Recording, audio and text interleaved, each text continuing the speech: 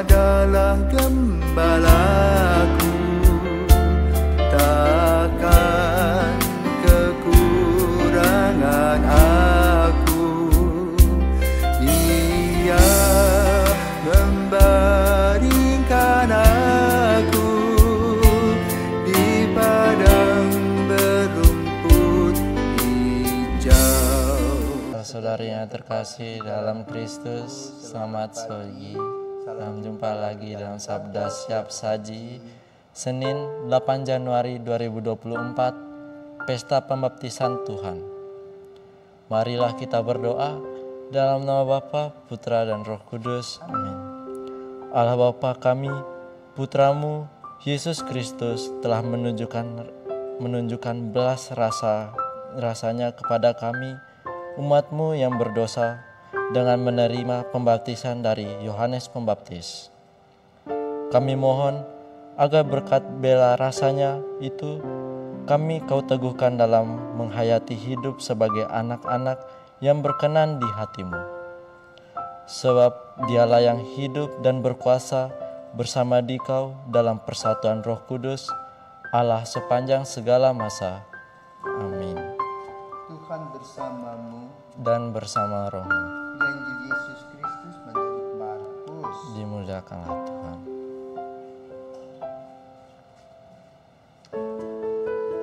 Markus bab 1 ayat 7 sampai dengan 11. Tatkala banyak orang minta dibaptis, Yohanes memberitakan kepada mereka, "Sesudah aku akan datang Dia yang lebih berkuasa daripadaku. Membungkuk dan membuka tali kasutnya pun aku tidak layak. Aku membaptis kamu dengan air, tetapi Ia akan membaptis kamu dengan Roh Kudus." Pada waktu itu datanglah Yesus dari Nazaret di tanah Galilea, dan Ia dibaptis di Sungai Yordan oleh Yohanes. Pada saat keluar dari air, Yesus melihat langit terkoyak dan roh seperti burung merpati turun ke atasnya. Lalu terdengar suara dari surga, "Engkaulah anak yang kukasihi, kepadamulah aku berkenan." Demikianlah sabda Tuhan. Terpujilah Kristus. Selamat pagi Romo. Pagi. Dalam Injil pada hari ini saya ingin mengajukan satu pertanyaan.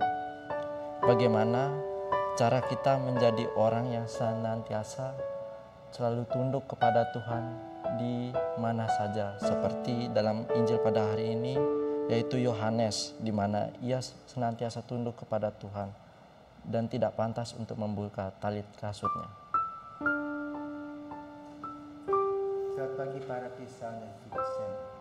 Pagi Romo. Hari ini kita berbicara tentang ketaatan. Nah, sekarang kamu taat. Apa yang disampaikan ibumu ketika kamu masuk seminari? Apakah kamu yang pilih masuk seminari atau disuruh mama? Pilih sendiri. Kenapa mau masuk seminari? Karena mau jadi imam. Karena mau jadi imam.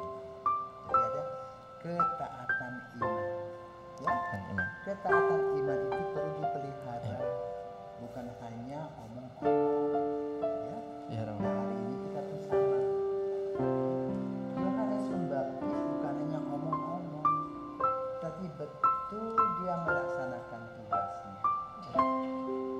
Dia mempunyai karisma, Yohanes punya karisma.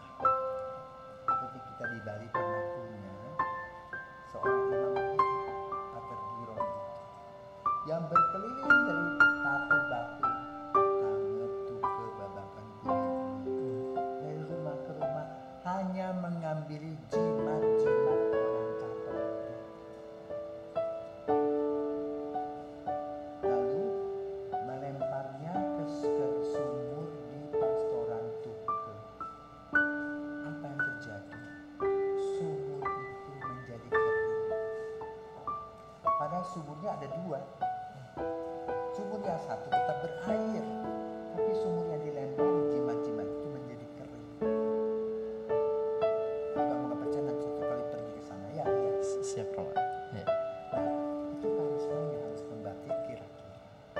Jadi dia datang kepada orang, nunjuk, "Kau ini begini, kau begitu, kau begini. Ayo bertobat." Takut dia, apalagi malu disebutkan di depan orang banyak. Dengan contoh, kau jangan diam ya, alim sambut kau ya, pada kau punya berselingkuh, ada saudara iparnya di sini, malulah dia, ya kan? Ya. Ayo bertobat, ditarik sama dia, bawa ke air, dicemplungkan. Nah, itu namanya baptisain. Baptis. Ketika dicemplungkan, dia kapok, gitu. Kapok, naik lagi.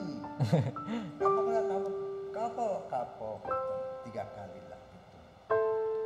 Maka dia mengatakan, aku membaptis kamu untuk pertobatan. Jadi jangan buat lagi penjudi, pemabuk, pemain perempuan, ya, Ya. koruptor, tidak usah lagi buat.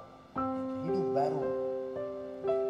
Nah, lalu dia mengatakan, nanti akan ada orang yang datang, dimana aku tidak layak pegang tali kaki. Dan dia akan membaptis kamu dengan Roh Kudus. Nah, saudara, disitulah sakramen permandian terjadi setelah Yesus dipermandikan di Sungai Yordan, dan Yesus tidak berdosa. Padahal kita ini dibaptis agar dosa-dosa kita dibersihkan oleh Yesus. Itulah peristiwa refleksi gereja atas apa yang disebut dengan sakramen permandian sebagai pintu utama masuk dalam urusan dengan iman, harapan, dan kasih. Maka kemudian setelah masuk di dalam sebuah gereja, institusi, maka gereja memberikan gizi rohani, pendampingan sampai akhir hayat. Ya, maka diberi pastor, sekarang ada KBG, ada prodiakon. Ya, kalau orang-orang atau umat itu tidak beres, maka mulutnya pastor itu harus menjadi mulut seperti Yohanes Pembaptis, seperti yang dia katakan kepada Herodes. Rajaku yang mulia, Anda telah menyeleweng, mengambil istri Filipus saudaramu, dan itu bertentangan dengan kehidupan dan hukum Taurat. Tapi lalu Herodes murka, disitulah dia menangkap Yohanes, dan kemudian perselingkuhan terus terjadi.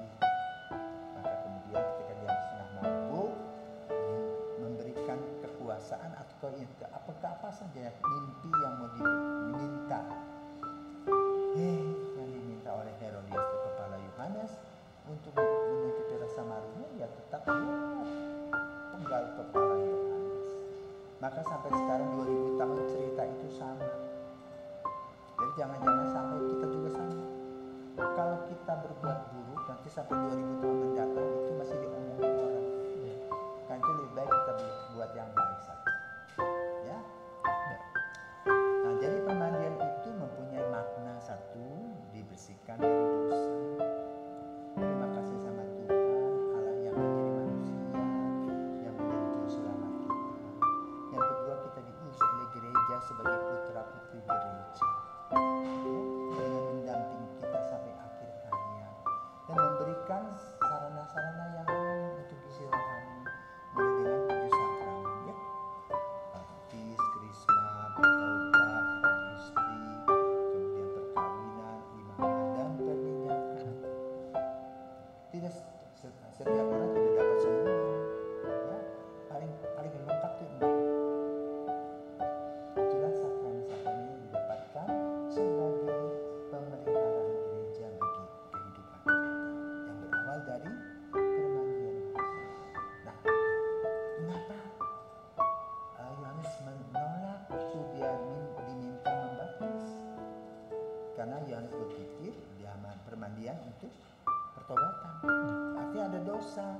Tapi Yesus katakan supaya melengkapi firman Tuhan. Nah, itulah sebabnya dari permandian tambah sakramen di depannya, sehingga kita beruntung. Nah, yang kedua, sekarang masalah ritus permandian. Ada yang selam, ada yang dahi. Ya, Gereja Katolik mengambil di dahi itu yang penting